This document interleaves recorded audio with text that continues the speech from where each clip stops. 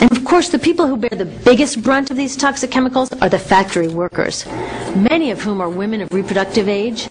They're working with reproductive toxins, carcinogens, and more. Now I ask you, what kind of woman of reproductive age would work in a job exposed to reproductive toxins except for a woman with no other option? And that's one of the beauties of this system.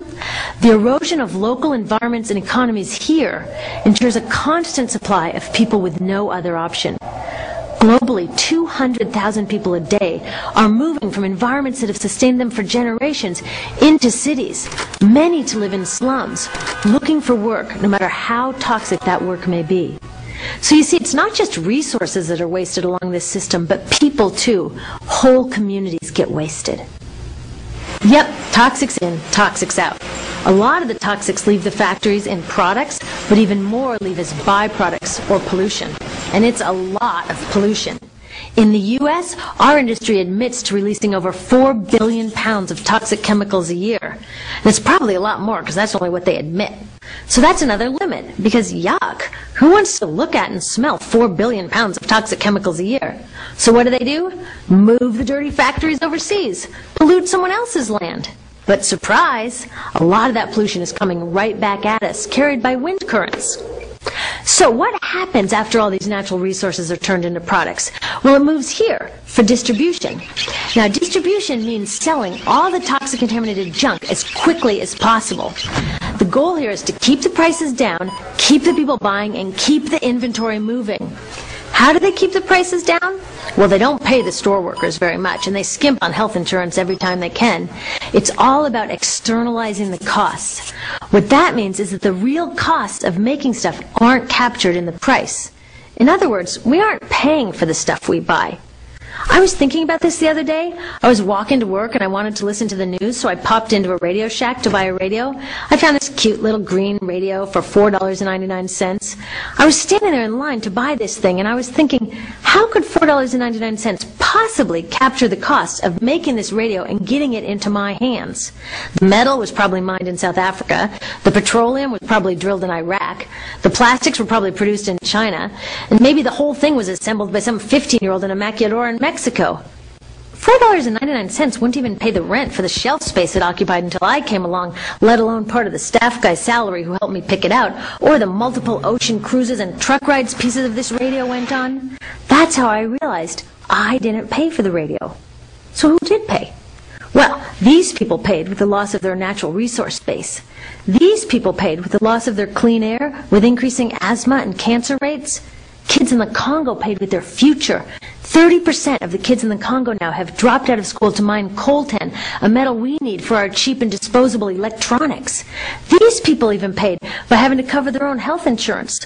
All along this system, people pitched in so I could get this radio for $4.99. And none of these contributions are recorded in any accounts book. That's what I mean by the company owners externalize the true costs of production. And that brings us to the golden arrow of consumption. This is the heart of the system, the engine that drives it. It is so important that protecting this arrow has become the top priority for both of these guys. That's why after 9/11, when our country was in shock, and President Bush could have suggested any number of appropriate things, to grieve, to pray, to hope. No, he said to shop. To shop! We have become a nation of consumers. Our primary identity has become that of being consumers, not mothers, teachers, farmers, but consumers.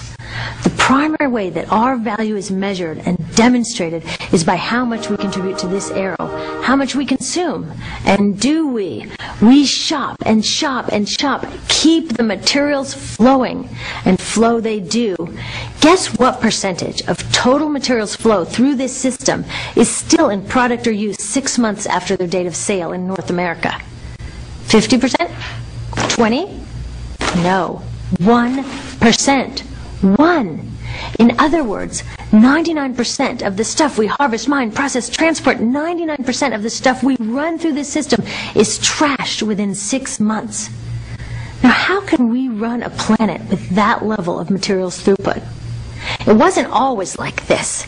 The average U.S. person now consumes twice as much as they did 50 years ago. Ask your grandma. In her day, stewardship and resourcefulness and thrift were valued. So how did this happen? Well, it didn't just happen. It was designed. Shortly after World War II, these guys were figuring out how to ramp up the economy. Retailing analyst Victor Lebeau articulated the solution that's become the norm for the whole system. He said, our enormously productive economy demands that we make consumption our way of life, that we convert the buying and use of goods into rituals, that we seek our spiritual satisfaction, our ego satisfaction in consumption. We need things consumed, burned up, replaced, and discarded at an ever-accelerating rate. President Eisenhower's Council of Economic Advisors chairman said that the American economy's ultimate purpose is to produce more consumer goods. More consumer goods? Our ultimate purpose? Not provide health care or education or safe transportation or sustainability or justice? Consumer goods? How did they get us to jump on board this program so enthusiastically? Well, two of their most effective strategies are planned obsolescence and perceived obsolescence. Planned obsolescence is another word for designed for the dump. It means they actually make stuff to be useless as quickly as possible, so we'll chuck it and buy a new one. It's obvious with things like plastic bags and coffee cups, but now it's even big stuff. Mops, DVDs, cameras, barbecues even, everything. Even computers. Have you noticed that when you buy a computer now, the technology is changing so fast that in just a couple of years, it's actually an impediment to communication? I was curious about this, so I opened up a big desktop computer to see what was inside. And I found out that the piece that changes each year is just a tiny little piece in the corner. But you can't just change that one piece because each new version is a different shape. So you got to chuck the whole thing and buy a new one.